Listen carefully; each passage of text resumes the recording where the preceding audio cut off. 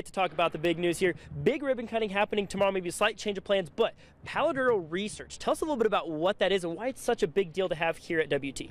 Well, we're very excited because Pantex is establishing a research facility on our campus. And in the history of Pantex, they've never had an off-site research facility. We're not going to do classified research or anything like that, to my knowledge. It's going to be a very special kind of research.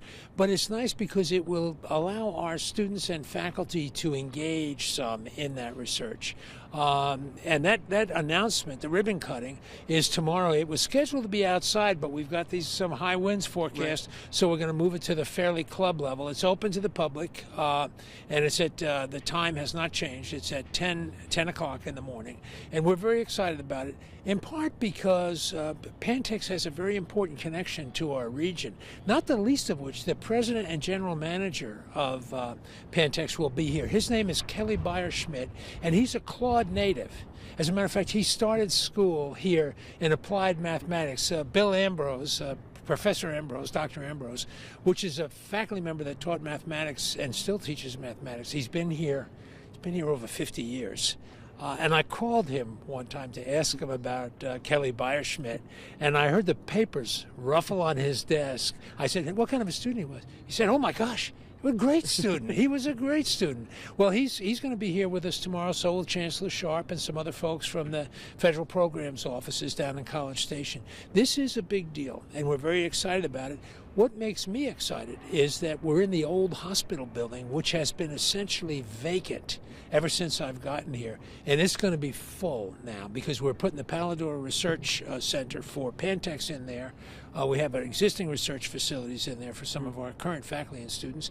And our police force, the police department on campus, will be moving there. So it's going to be all of a sudden from going to very little activity to being a very highly active 24-hour-a-day center of activity here on the campus. Yeah, we're really taking a lot of that hustle and bustle kind of there on that end of campus. Of course, the old hospital being off, kind of on the east end of town a little bit, kind of over where all the new ag facilities are. So there's a lot of things happening over there now. And like you said, you have this great partnership between WT, you have Pantex, which is a local, a regional kind of facility organization group, and then of course you got WT, and then of course just local people heading it up, and now you're going to have these students getting plugged in here with such a great company as well. And so I know it's a big point of pride for sure for us here at West Texas A&M.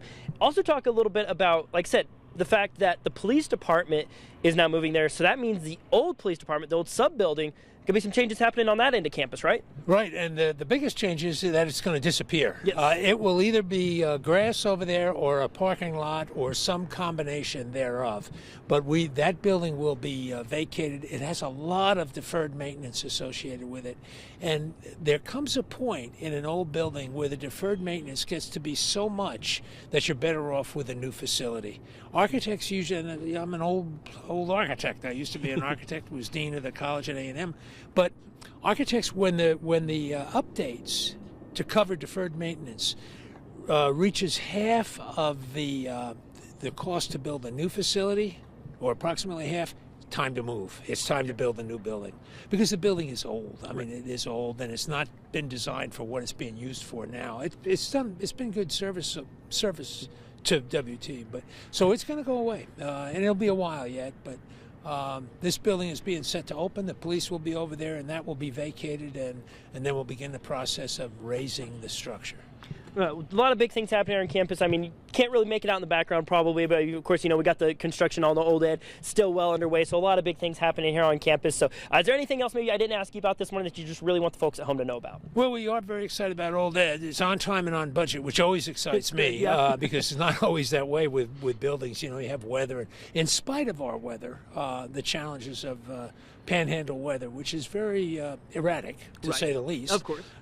It's moved along very nicely. I took a tour of it just last Wednesday. I think I walked through it, and a lot of metal studs. It's a lot of work, and you can start to see how it's going to be, and it's going to be a beautiful facility. Well, we can't wait to see it take shape for sure. So thank you for taking the time to come visit with us this morning. Always great things happening here at West Texas A&M University. My pleasure, Sheldon. I appreciate you very much. Of course. We're glad to be out here and keeping things in line with WT. We've got some Department of Music students, some violin, some string kiddos, some students going to be performing for us here in just a little bit. Stay tuned.